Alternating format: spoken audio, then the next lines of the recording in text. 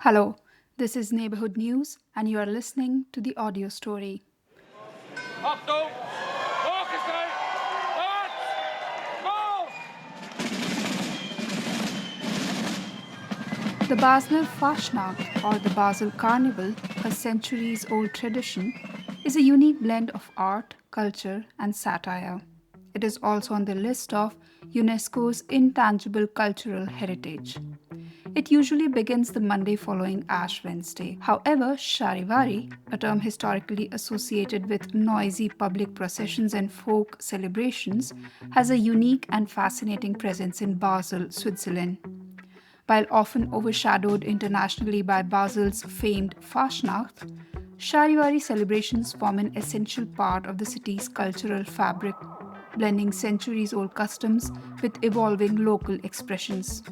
Today, we delve into the origins, history, evolution, and present day traditions of Charivari in Basel, contextualizing it within Swiss cultural heritage. As the tickets go on sale for the 50th anniversary celebrations in 2026, we spoke to Eric Juilliard, the producer of Charivari in Klein Basel, about the tradition, the future, the soul of Charivari, and where does humor stand when globally it is increasingly under threat. Mr. Eric Juilliard, thank you for speaking to Neighbourhood News. It's a pleasure. You are the I'm the producer producer, yes. for Charivari. Am I saying it right? Yes, you do.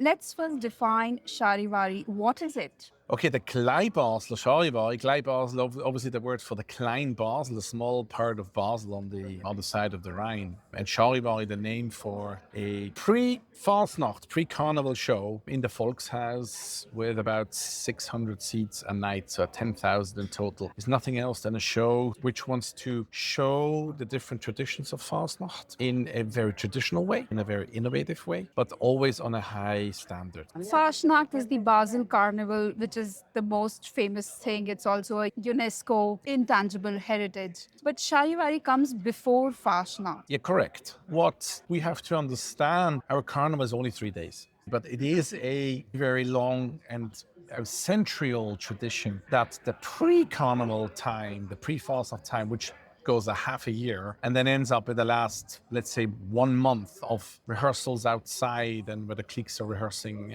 fifes and drums outside on the streets. That's the tradition. And in that period of those, let's say, two months before Fastnacht is where several pre-carnival shows happen. And this is part of the preparation and then climaxes in those 3 days. It is true.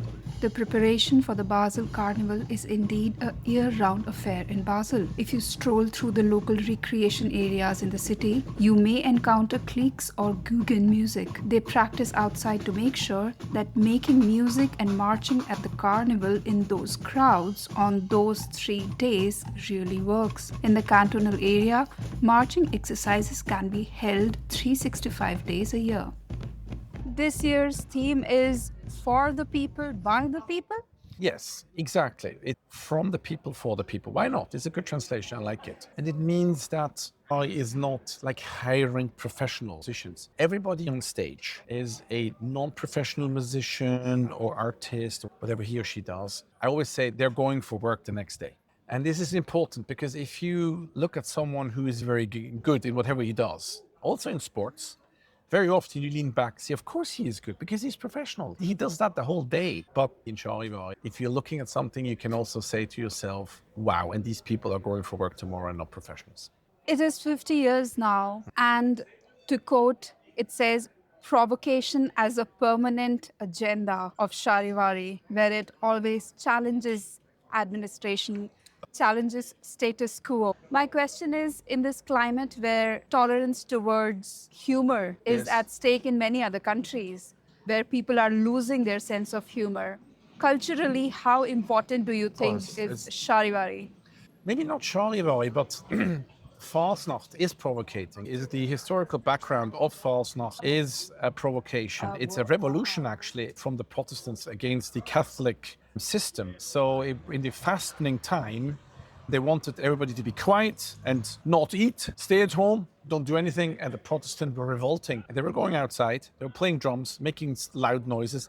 They were obviously in masks and dressed in costumes, so nobody can see who it is. And they were also starting to criticize. So if you go at Fasnacht, each clique has a sujet, has a theme they're playing, and it shows it on their big lantern, it shows it on their paper they give out to everyone. It is about not only criticizing the system, politics, the canton, the government, the society, the American president, you name it. But it is also making fun of them. And that's why when you go to Charivari, you will hear a funny joke about the American president. Everybody will laugh. And it's not about saying something negative. It's about making fun of something which was said, that was decided, or something funny happens to the authorities, the government, to a VIP. This is what the humor is.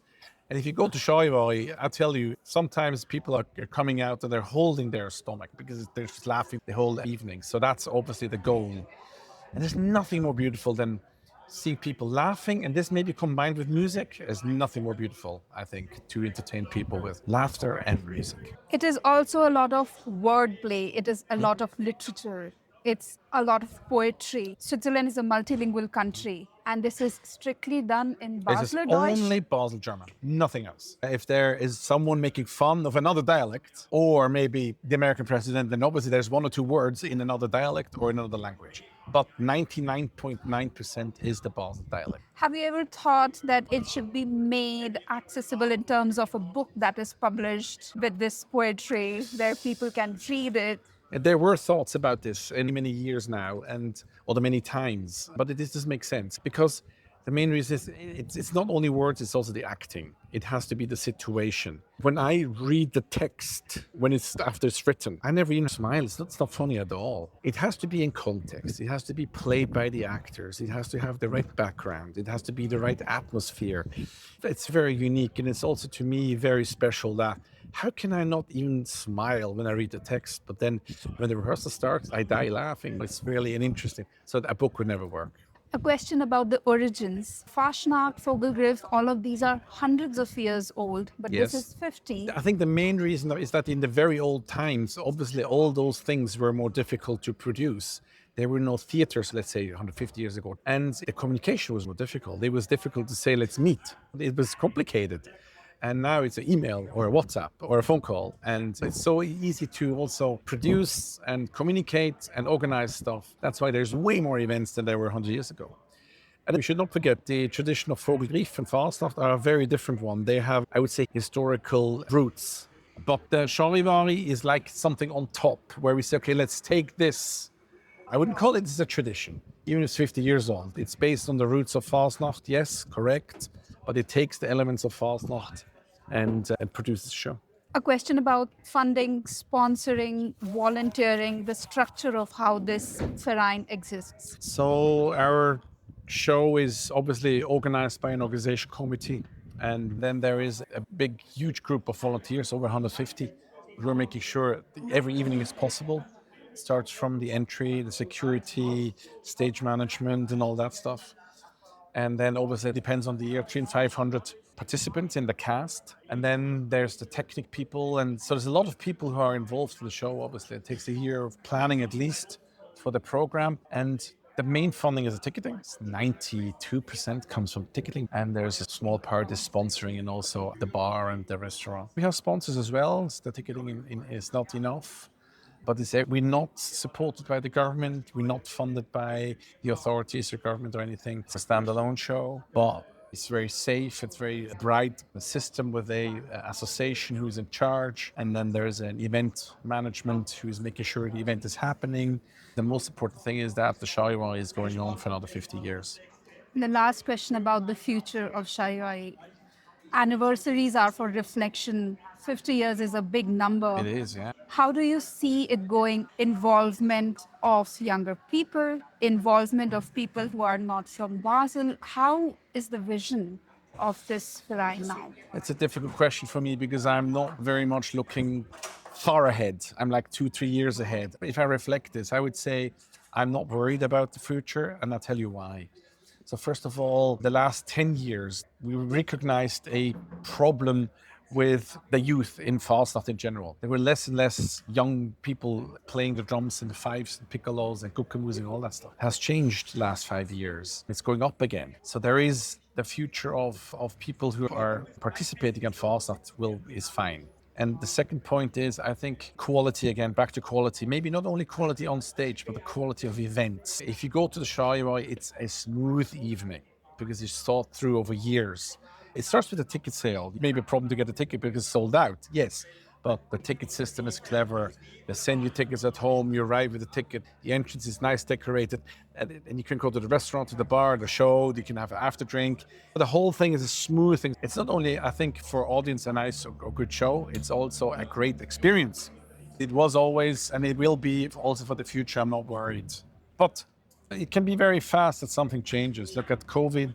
It didn't happen.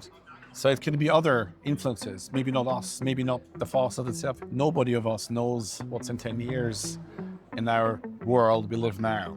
We will have to wait for it to see how this goes. Thank you Exactly. so much, Mr. Elik Juriar, for thank speaking you. to Neighbourhood News. It's a pleasure. And we hope you, the listeners, enjoyed this episode of Neighbourhood News Audio Story. Remember to follow this channel so that you don't miss the next one. And before we wrap up, subscribe to our weekly English language newsletter with news you can use.